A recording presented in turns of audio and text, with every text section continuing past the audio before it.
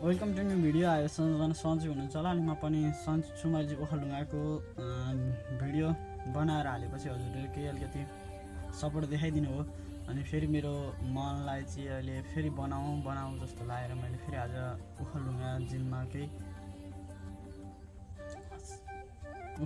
जिल्लाकै छिमेकी जिल्ला खोटाङ जिल्लाको बारेमा मैले केही बोलौँ भनेर फेरि आज पनि भिडियो लिएर आइसकेको छु। भिडियो मन परेमा लाइक शेयर सब्सक्राइब गर्न चाहिँ नबिर्सिनु होला। अवश्य तपाईँहरूले गरिदिनु हुन्छ भन्ने पनि आशा बोकेर आज मैले फेरि अर्को भिडियो लिएर फेरि आइसकेको छु। म केही अब यहाँ आफ्नो गेटअप पनि चेन्ज गर्दैछु। अस्ति नेपालको झन्डा थिएन, आज नेपालको झन्डा छ होइन। यस्तै गरी म केही परिवर्तन गर्दै जानेछु होइन। त्यसै गरी धेरै नबोलिकन अब हाम्रो विषयवस्तु आज कोशी प्रदेश अन्तर्गत रहेको खोटाङ जिल्ला को बारेमा मैले लिएर आएको छु। जुन खोटाङ जिल्ला को विशेषता बताउने छु आज। खोटाङ जिल्लाको सदरमुकाम भनेको चाहिँ दिक्तेलमा रहेको छ होइन। दिक्तेल खोटाङ जिल्लाको मुख्य प्रशासनिक केन्द्र चाहिँ दिक्तेलमा रहेको छ। प्रशासनिक भनेपछि हरेक कुराहरूको प्रशासनिक भनेपछि हरेक कुराहरू अब हुन्छ, नागरिकता बनाउनेदेखि लिएर हरेक कुराहरू हुन्छ नि त। जुन जिल्लामा गर्नुपर्ने कुराहरू हुन्छ त्यसको बारेमा त्यहाँ छ। व्यापार, शिक्षा, स्वास्थ्यको मुख्य केन्द्र भनेको दिक्तेल हो खोटाङको। हलेसी जाने मुख्य बाटो पनि यही रहेको छ। हलेसी जस्तै अब तराईबाट जाँदा पनि त्यहीँ पुगिन्छ र बाहिरी अब काठमाडौँदेखि आउनु पऱ्यो भने दिक्तेल टिकेर अनि हलेसीतिर पुग्ने गरिन्छ। बाटो त अर्को पनि छ, ओखलढुङ्गाबाट जाने बाटो त, तर मेन बाटो त्यही छ, सर्टकट बाटो हुन्छ त्यहाँ चाहिँ होइन। त्यो चाहिँ सर्टकट बाटो हो जुन दिक्तेल जिल्ला। अनि दुईमा रहेको छ हलेसी मन्दिर। एकमा हलेसी जिल्लाको सदरमुकाम दिक्तेल, दुईमा रहेको छ हलेसी मन्दिर। हलेसी मन्दिर नेपालको प्रसिद्ध धार्मिक स्थल पनि हो, एउटा तीर्थस्थल पनि हो। खोटाङमा रहेको एउटा हलेसी मन्दिर जुन प्राचीन कालीनदेखि पनि एउटा विशेष धर्म बोकेर आएको हो। यो मान्छे निर्मित, मानव निर्मित होइन, यो आफै प्राकृतिक निर्मित हो एउटा यहाँको मन्दिर जुन हलेसी मन्दिर। एकदम सुन्दर र धेरै विशेषता बोकेर उत्पत्ति भएका भगवान् महादेवको स्वयं आफै उत्पत्ति भएका हुनुहुन्छ। यहाँ एउटा ठुलो ओडारभित्र हुनुहुन्छ। पहिला त अप्ठ्यारो थियो हाम्रो हजुरबा हजुरआमा मम्मी बुवाले भनेको सुन्दा त एकदम अप्ठ्यारो थियो यसमा जान। अहिले चाहिँ अब अहिलेको जेनेरेसनमा आएर चाहिँ यो मन्दिर एकदम बन्दैछ। अहिले चाहिँ जानलाई सजिलो छ। पहिले त कति मान्छेहरूले भनेको सुन्दा चाहिँ हामी पनि जान नसकिने हो कि भन्ने डर पनि हुन्थ्यो। अहिले चाहिँ एकदम सुध्रेको छ। अब हलेसी मन्दिरमा हिन्दू बौद्ध किराँतको अद्भुत मिश्रण छ। यसमा चाहिँ बौद्धिक पनि छन्, हिन्दू पनि छन् र किराँत पनि त्यहाँनिर चाहिँ एउटा धर्म मान्नको लागि आउने गर्दछन्। अनि यहाँको विशेष मेला भनेको चाहिँ बालर चतुर्दशी हो। यसमा चाहिँ ठुलो मेला लाग्छ र अर्को शिवरात्रिमा पनि ठुलो मेला लाग्छ। साकेला गाउँपालिका 3मा रहेछ साकेला गाउँपालिका। साकेला गाउँपालिकामा चाहिँ मेन बसोबास चाहिँ किराँत जातिहरूको छ। त्यहाँ प्रमुख किराँत संस्कृति प्रमुख केन्द्र हो त्यहाँको चाहिँ। साकेलामा चाहिँ उँधौली नाच प्रसिद्धहरू छ, किनकि किराँतको मेन भनेकै उँधौली हो। साकेलाबाट चाहिँ रमणीय डाँडा काँडा र संस्कृति एउटा भरिएको छ। राम्रो ठाउँ पनि छ साकेला भनेपछि, त्यस्तो ठाउँ छ। अर्को बाहारा पोखरी भनेको धार्मिक र पर्यटकीय स्थल हो। मान्छेहरू बाहिरी देशहरूबाट नि घुम्न आउने गर्छन् बाहारा पोखरी भनेपछि। अनि बराह भगवानको मन्दिर पनि छ बाह्र पोखरीमा। एउटा बराह भगवानको पोखरी पनि छ र बराह भगवानको मन्दिर पनि छ जहाँ बाह्र पोखरीमा। र शान्त र प्रकृति सौन्दर्ययुक्त ठाउँ पनि छ। एउटा शान्त भनेपछि मान्छेहरूको अब मुड फ्रेस गर्ने हावापानी पनि रहेको छ। ऐसेलु खर्क भनेको पुरानो हाट बजार, अहिलेको अब जुन परम्परा हाम्रा हजुरबुवा हजुरआमाहरूको पहिलेको हाट बजार, अनि व्यापार र त सांस्कृतिक केन्द्र। त्यहाँ व्यापार पनि अब बजार भएपछि व्यापार त एकमा भइहाल्छ, अनि संस्कृति पनि छ अरे त्यहाँ। अनि रमणीय पहाडी दृश्यहरू त्यहाँबाट चाहिँ डाँडाकाँडाहरू देख्न सकिन्छ। रावा बेसी भनेपछि ग्रामीण जीवनको नै शैली हो। ग्रामीण जीवनशैली, गाउँमा बिताइने जीवनशैली, जुन गाउँमा बिताइन्छ त्यस्तो जीवनशैली। कृषि पशुपालन र सांस्कृतिक केन्द्र। अहिलेको नेपाल एकमात्र कृषि प्रधान देश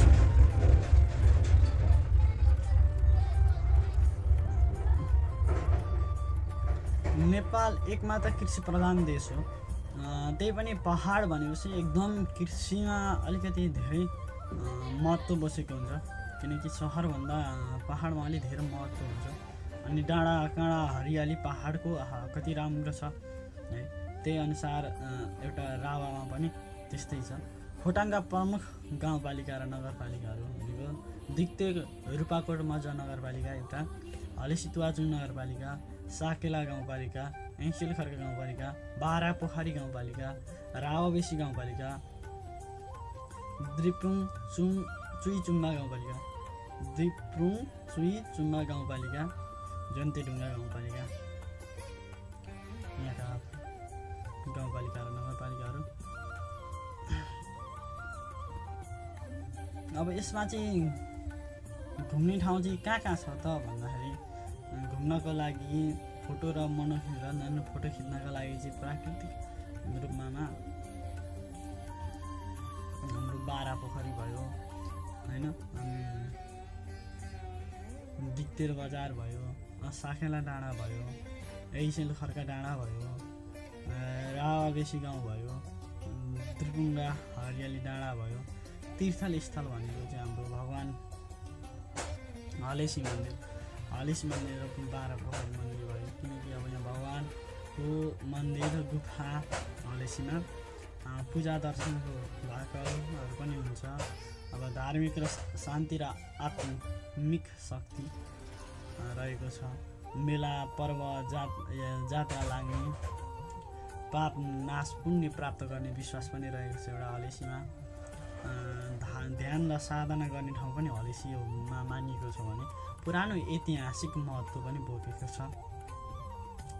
अब तीर्थस्थलहरू चाहिँ कहाँ छ त भन्दाखेरि हलेसीको महादेव, बारा पोखरी, तुवाचुङ, विभिन्न शिव मन्दिर, देवी मन्दिरहरू पनि रहेका छन्।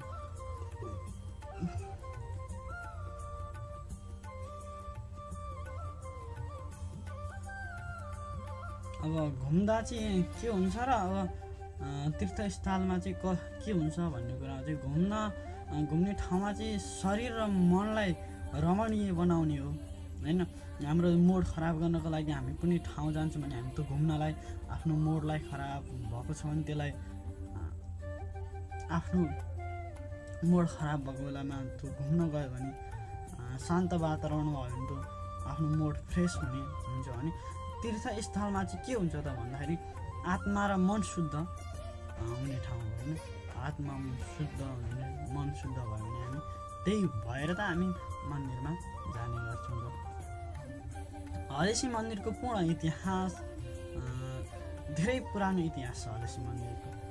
अब यो त हजुरहरूलाई म के बताउने नै छु। हलेसी मन्दिर, हलेसी महादेव नेपालकै अत्यन्तै प्रसिद्ध तीर्थस्थल हो। यो कोशी प्रदेशको खोटाङ जिल्ला हलेसी तुवाचुङ नगरपालिकामा पर्छ। यहाँ हिन्दू, बौद्ध, किराँत तिनै धर्मको समान आस्था रहेको छ। अनि हलेसी मन्दिरको धार्मिक र सांस्कृतिक विशेषता, हिन्दू धर्म भगवान् शिव महादेव भनिन्छ जो को प्रमुख धाम।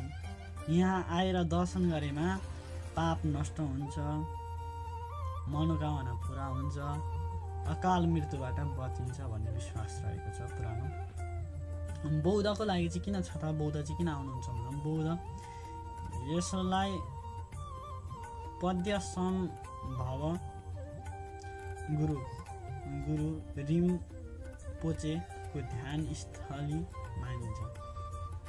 पद्यसम्भव गुरु रिम्पोचे बौद्धको लागि चाहिँ यसलाई पद्यसम्भव गुरु रिम्पोचेको ध्यान स्थल मानिन्छ।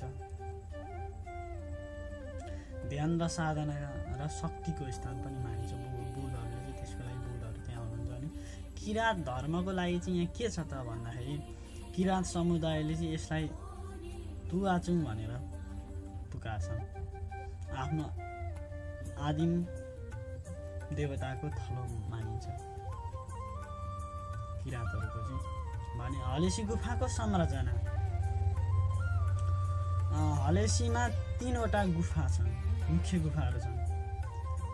महागुफा शिवलिङ्ग रहेको मुख्य गुफा, अर्को बसा गुफा ध्यान र पूजा गर्ने ठाउँ, राजगुफा धार्मिक साधनाको लागि राजगुफा। गुफाभित्र सधैँ चिसो र शान्त रहस्यमय वातावरण हुन्छ। अनि हलेसीमा लाग्ने प्रमुख मेलाहरू, एकमा शिवरात्रि मेला सबैभन्दा ठुलो मेला, बाला चतुर्दशी अर्को, अझै तीज र जनाई पूर्णिमा। हजारौँ भक्तहरू आउँछन्।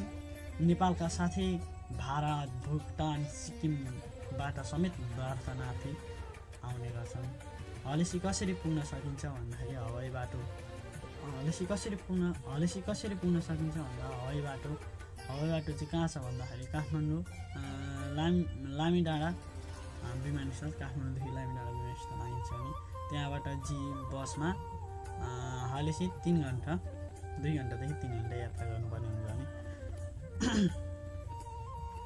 सडक बाटो काठमाडौँ धरान गोपा हलेसी, काठमाडौँ ओखलढुङ्गा हलेसी यो पनि रहेको छ। भने बस्न र खानाको सुविधा, सामान्य होटलहरू पनि रहेका छन् हलेसीमा,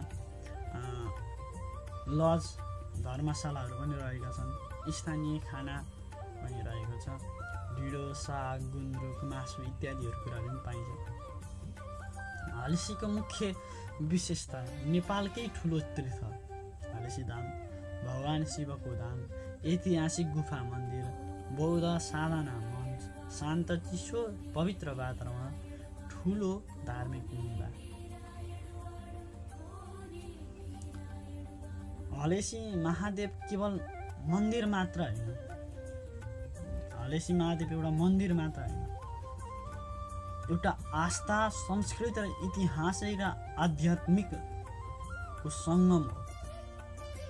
हलेसी मन्दिर भनेको एउटा आस्थावान पनि छ। मान्छेको पाप नष्ट हुन्छ, एकचोटि हलेसीमा जाने बित्तिकै पाप नष्ट हुन्छ भन्ने पनि आत्मविश्वास छ। इच्छा, चाहना, भाकल सब पुरा हुन्छ भन्ने पनि एकचोटि गएपछि विश्वास छ। संस्कृति एउटा पुरानो प्राचीनदेखि संस्कृति बोकेर आएको ऐतिहासिक सबभन्दा पुरानो मन्दिर, स्वयं आफै उत्पत्ति हुनुभएका मन्दिर र आध्यात्मको सङ्गम पनि हो हलेसी मन्दिर। मैले जति बुझेँ हजुरलाई त्यति बुझाएँ। केही छुटपुट भएमा माफ माग्दै आजको यो भिडियोलाई यही अन्त्य गर्छु। फेरि अर्को भिडियो यसै गरी मन पराइदिइराख्नु भने अर्को भिडियो फेरि लिएर नि आउनेछु। हजुरको साथ सपोर्ट चाहिँ अलिक देखाइदिनुपर्छ भन्दै आजको लागि बाई बाई। अर्को भिडियोमा फेरि भेटौँला है।